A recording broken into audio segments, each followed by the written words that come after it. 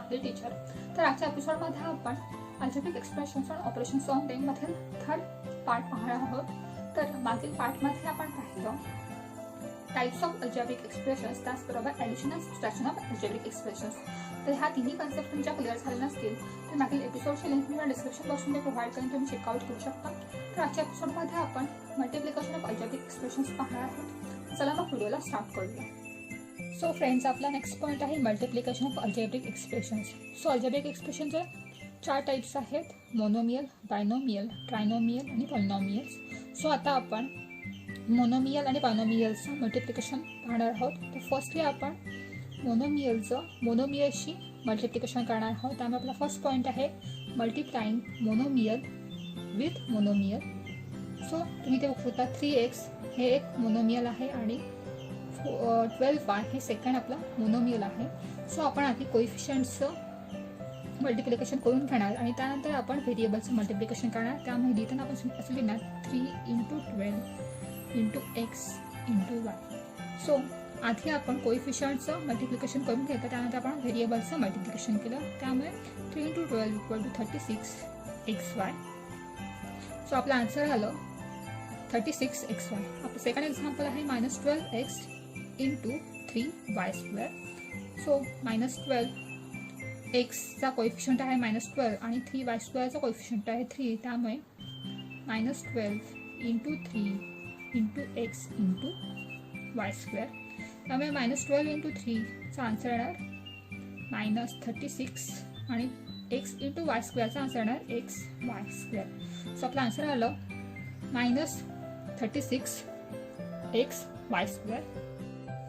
आपला next point आहे multiplying binomial with monomial. So आता आपल्याला मोनोमियल आणि बायनोमियल या दोघांचं या दोन अल्जेब्रिक एक्सप्रेशन्सचं आपल्याला मल्टिप्लिकेशन करायचं आहे. सो आपलं फर्स्ट एक्झाम्पल आहे x × x + y. सो आपण काय करणार, मोनोमियलचा आपण बायनोमियलच्या ज्या दोन काही टर्म्स असतील तर प्रत्येक टर्मसोबत आपण त्याचं मल्टिप्लिकेशन करून घेणार.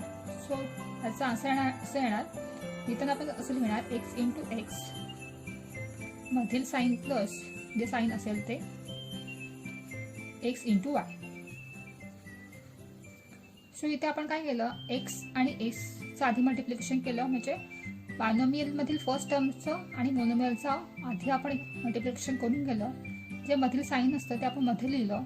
त्यानंतर बायनोमियलमध्ये सेकंड टर्म आणि मोनोमियलमधील जी काही टर्म असेल त्यांचं आपण मल्टिप्लिकेशन करून गेलं. त्यामुळे x × x = x² प्लस मधील जे साईन असेल ते मधील साईन आपण असं लिहिणार x × y = xy. सो आपला आन्सर येणार x² + xy. सो फ्रेंड्स, आपला नेक्स्ट एक्झाम्पल आहे 7x - 6y × 3z. सो इथे मोनोमियल आहे 3z आणि बायनोमियल आहे 7x - 6y. सो आपण 3z आणि 7x आधी मल्टिप्लिकेशन करून घेणार. 3z × 7x मधील साईन जे काही असेल ते × 3z × 6y.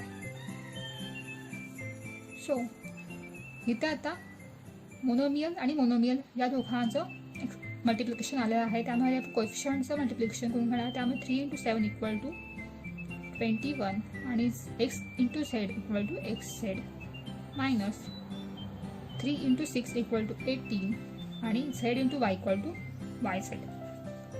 सो आपला आन्सर आलं 21xz - 18yz.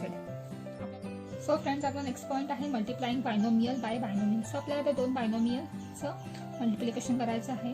सो फर्स्ट बायनोमियलमधील फर्स्ट टर्मचं आपण सेकंड बायनोमियलमधील दोन्ही टर्म्सचं आधी मल्टिप्लिकेशन करून घेणार.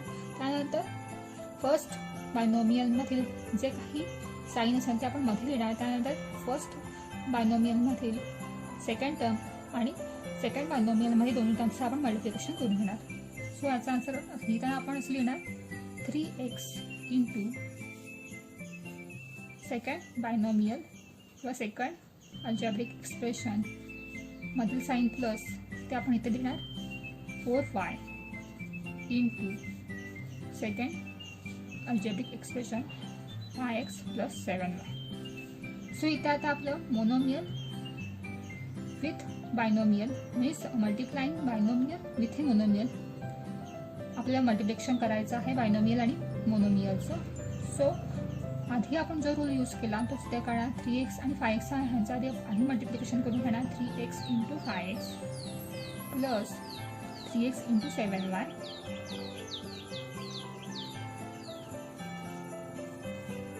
स्क्वेअर ब्रॅकेट प्लस जे साइन असेल ते लिहिता आपण इथे 4y plus into 4y into 5x plus 4y into 7y. So आपण काय केलं,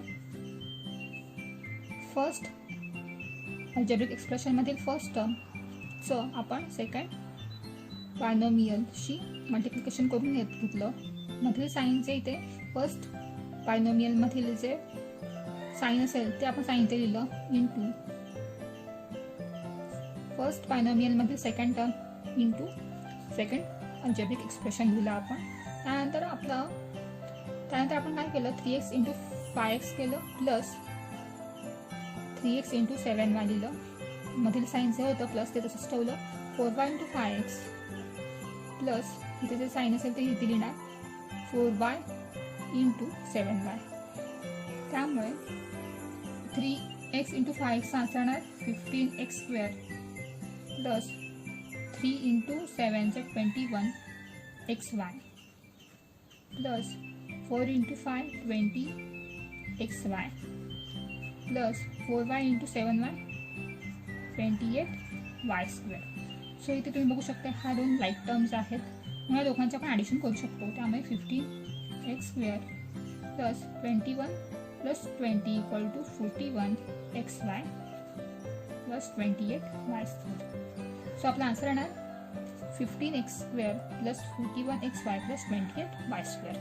सिंपल आहे. सो फ्रेंड्स, आपला नेक्स्ट पॉईंट आहे equations in one variable. So आपल्याला एक्झाममध्ये असा क्वेश्चन विचारला जातो, solve the following equations. So इथे तुम्ही बघू शकता x + 7 = 4 हे इक्वेशन आहे आणि त्याच्यामध्ये फक्त एकच व्हेरिएबल आहे x, म्हणून यांना बोलणार इक्वेशन्स इन वन व्हेरिएबल. तर ही इक्वेशन आपल्याला सॉल्व करायची आहेत, म्हणजेच यामधील जे व्हेरिएबल आहे त्याचं व्हॅल्यू आपल्याला फाइंड आउट करायची आहे. त्यामुळे x इथे +7 आहे, तो इक्वेशनच्या म्हणजेच इक्वल टूच्या ह्या साईडला गेल्यावर त्याचं साईन चेंज होतं. त्यामुळे +7 ह्या साईडला गेल्यावर त्याचा साईन होतं मायनस. त्यामुळे याचा आन्सर येणार 4 - 7. सो इथे +7 आहे, तो इक्वल टूच्या ह्या साईडला गेल्यावर मीन्स लेफ्ट साईडवरून तो राईट साईडला जेव्हा एखादा इंटीजर किंवा एखादा नंबर जेव्हा पासआउट होतो तेव्हा त्याचं साईन हे चेंज होतं. त्यामुळे +7 इथे जाऊन होणार -7. त्यामुळे एक्सची व्हॅल्यू येणार 4 - 7 = -3. सेकंड एक्झाम्पल आहे 4p = 12. तर इथे तुम्ही बघू शकता इथे मल्टिप्लिकेशन आहे 4 × p आहे. सो इक्वल टूच्या राईट साईडला गेल्यावर 4 हा डिव्हिजनमध्ये येणार, म्हणजेच p = 12 / 4. त्यामुळे p ची व्हॅल्यू येणार 3.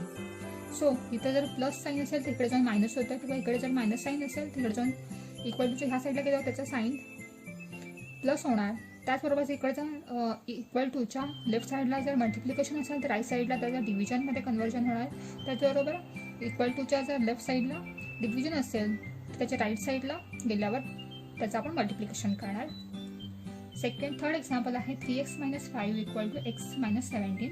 सो आपण x आणि x एकत्र करणार. त्यामुळे 3x इथे +x आहे, तिकडे ह्या साईडला -x होणार. तर -17 इथे +5 आहे, तो राईट साईडला गेल्यावर त्याचा साईन चेंज होणार, म्हणजे तो प्लस होणार. त्यामुळे 3x - x = 2x = -17 + 5 चा आन्सर येणार -12. त्यामुळे x = 2 हा मल्टिप्लिकेशनमध्ये आहे इथे, त्यामुळे तो राईट साईडला गेल्यावर तो डिव्हिजनमध्ये येणार. त्यामुळे -12 / 2. त्यामुळे एक्सची व्हॅल्यू येणार -6. अशा प्रकारे तुम्ही एक्झाम्पल सॉल्व करू शकता.